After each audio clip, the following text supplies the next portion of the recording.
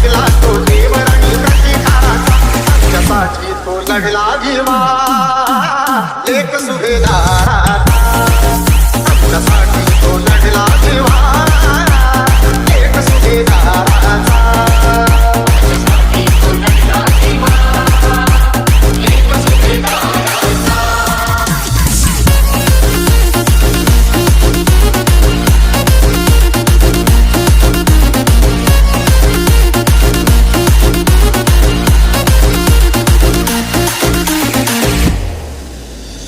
युगायुगात आम्ही पाहिला किती त्रास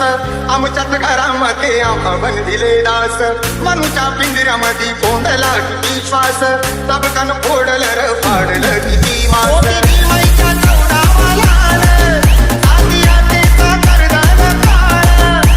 भिडला बघा विना हत्याराचा भिडला